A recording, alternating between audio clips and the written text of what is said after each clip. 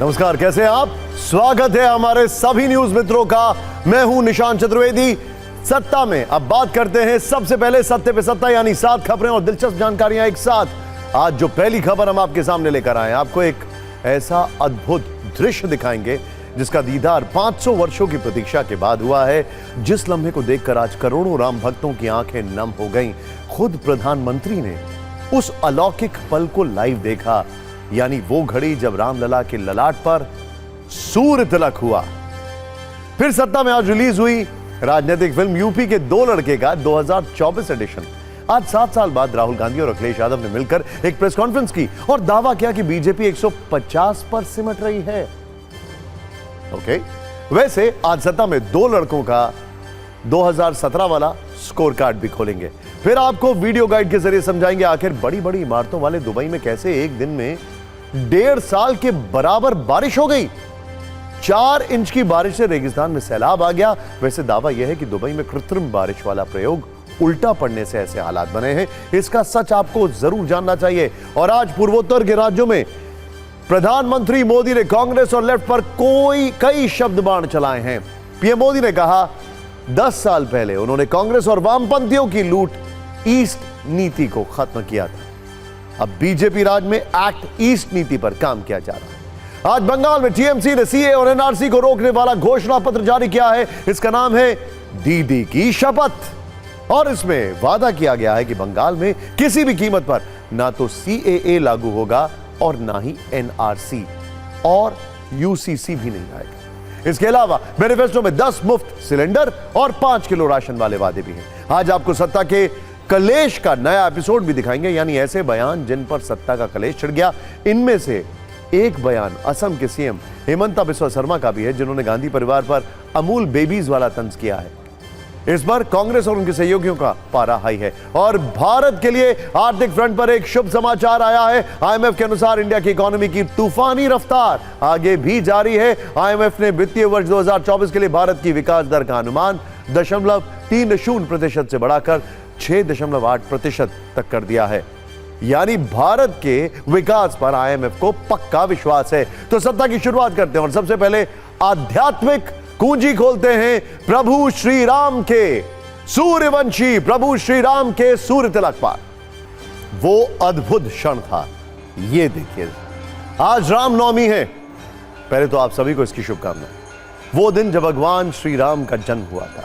इस पावन दिवस पर शुभ मुहूर्त में घंटियों की ध्वनि, मंत्रोच्चार, भजन, आरती, विधि विधान से विशेष पूजा के बीच सूर्यवंशी भगवान श्री राम का सूर्य तिलक किया गया।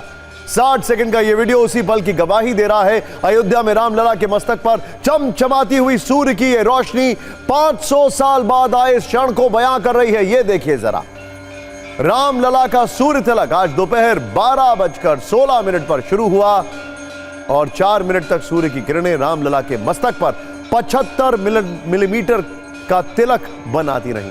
रामलला की प्राण प्रतिष्ठा के बाद यह पहली रामनवमी है। ऐसे में इस अद्भुत और अलौकिक क्षण का इंतजार करोड़ों राम भक्तों का था। आपको बताते हैं कि इस पल की प्रतीक्षा कैसे वर्षों से करोड़ों लोग कर रहे हैं। Excuse me. 500 वर्षों के लंबे इंतजार और संघर्ष के बाद रामनगरी में राम मंदिर का निर्माण हुआ और इस निर्माण में और प्राण प्रतिष्ठा के बाद आज पहली रामनवमी पड़ी है।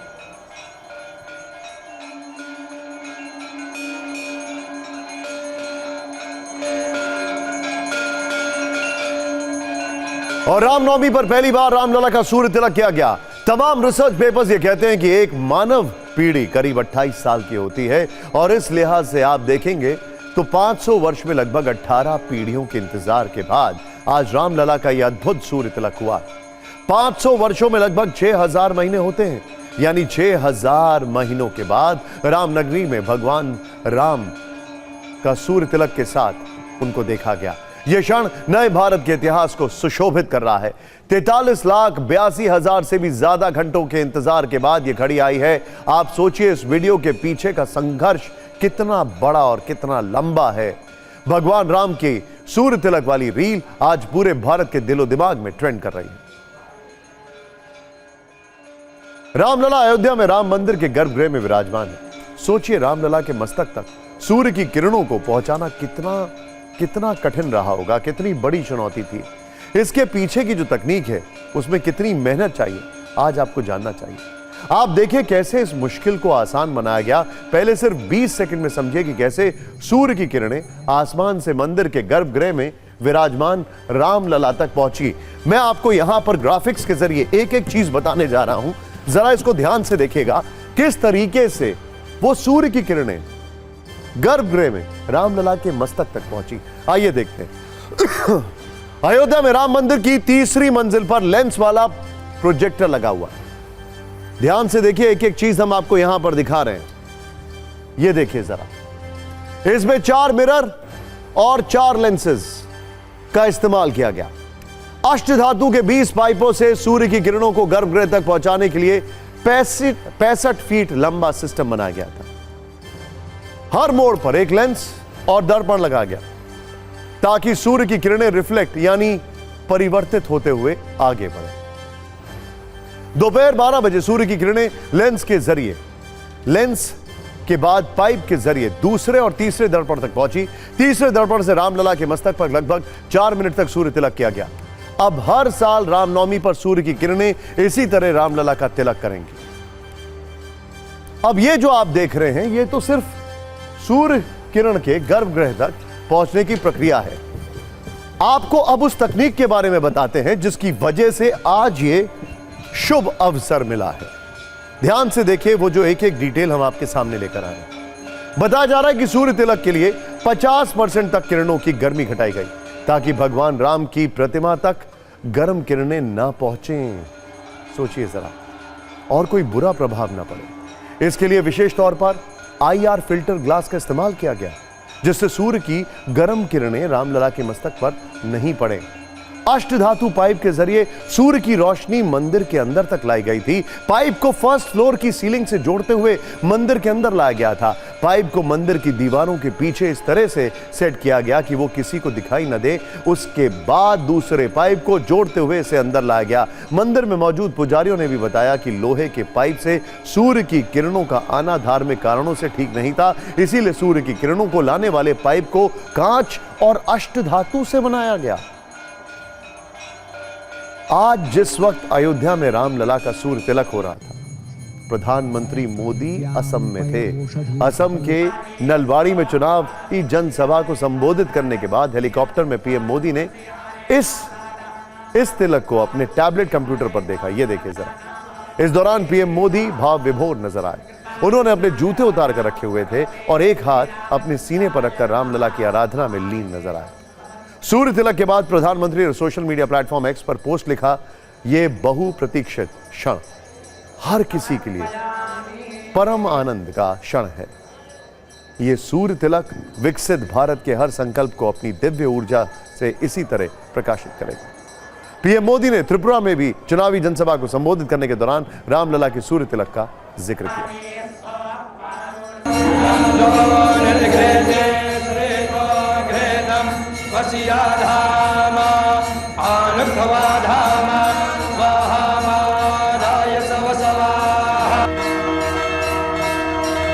राम जी का दिन है, आज मेरे प्रभु का दिन है और बड़ा मुझे हर्ष हो रहा है कि मेरे भाग्य मेरे राम जी ने मुझे बुलाया है, इसलिए खुशी हो रही है।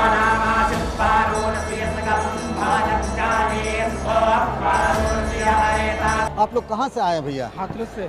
हाथरस से आए हैं, तो आज रामनवमी में राम के दर्शन के लिए? हाँ, राम जी के दर्शन करने के लिए। पिछली बार भी आए थे, पिछली साल आए थे और आज फिर आए हैं। राम जी का भव्य मंदिर बनाना, उसे देखने के लिए। गोस्वामी तुलसीदास जी महाराज जी बड़ी सुंदर पंक्ति लिखते हैं, नौमी तिथि मधुमास पुनीता,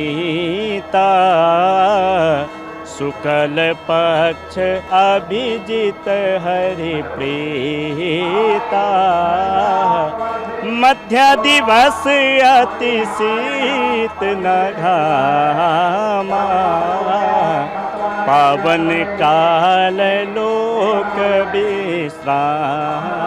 अयोध्या में और पूरे देश में प्रभु राम के जन्मोत्सव, प्रभु राम के स्वागत का बहुत बड़ा अभियान चल रहा है, बहुत बड़ा उत्सव चल रहा है।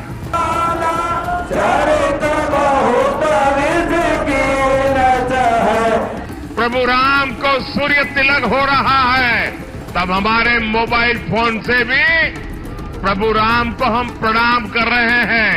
हम भी सूर्य तिलक में हमारे मोबाइल की एक किरण भेज रहे हैं।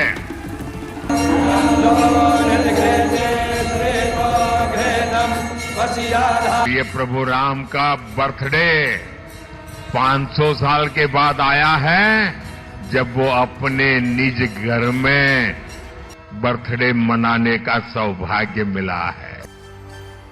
भगवान राम के सूर्य तिलक के दौरान वैसे तो कई विधि विधान का पालन किया गया, लेकिन सबसे ज्यादा चर्चा हो रही है राजोपचार पूजा की, जो विशेष तरीके से की जाती है। इसमें आराध्य की पूजा आभूषण 56 भोग राजसी ठाट बाट के साथ की जाती है।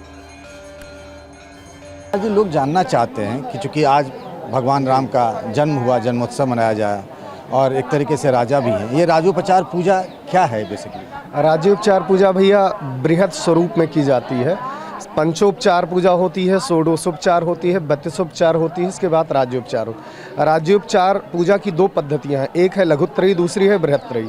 जो बृहत्त्रयी अंतर्गत जो पूजा होती है वही राज्योपचार कहलाती है, जिसमें एक एक मंत्र से एक एक सामग्री चढ़ाई जाती। भगवान आए तो भगवान का आवाहन करने के बाद भगवान का चरण प्रक्षालन किया गया, अर्घ्य दिया गया, हाथ पैर धुलाया गया, स्नान कराया गया और उस स्नान की प्रक्रिया आपने अभिषेक के माध्यम से देखी। उस अभिषेक में भी जितने प्रकार के अभिषेक होते हैं उन सब का प्रयोग किया जाएगा, पंचामृत से, पंचगव्य से, और फिर दूध, दही, घी, मधु और गंधोदक, जो आप पीला और लाल कलर का आप देख रहे हो तो वह गंधोदक से स्नान किया गया। ठीक, तो वह उस हर एक एक सामग्री का अपना अपना व्यक्तिगत मंत्र है, उससे उसका पूजन किया। कितनी देश में भगवान राम सिर्फ आस्था ही नहीं बल्कि राजनीति के केंद्र में भी रहे हैं। अयोध्या में जब भगवान राम का सूर्य तिलक हो रहा था तो वहीं यूपी के ही सहारनपुर में कांग्रेस नेता प्रियंका गांधी चुनाव प्रचार में जुटी थीं। इस दौरान राम मंदिर और भगवान राम को लेकर उनसे सवाल पूछे गए तो उन्होंने कैसे जनता के उपासक और सत्ता के उपासक वाला कटाक्ष किया, खुद देखें आप। राम लड़े, सत्य के लिए लड़े, और क्योंकि सत्य के लिए लड़े, सच्ची श्रद्धा के साथ लड़े, क्योंकि परोपकार था उनमें, क्योंकि उन्होंने हमेशा जनता को सर्वोपरि रखा, जनता की सेवा करी, इसीलिए आज भी हम भगवान राम को पूजते हैं। इस देश ने सत्ता को कभी नहीं पूजा है, इस देश ने हमेशा सत्य को पूजा है। तो ये इस देश की पुरानी परंपरा है।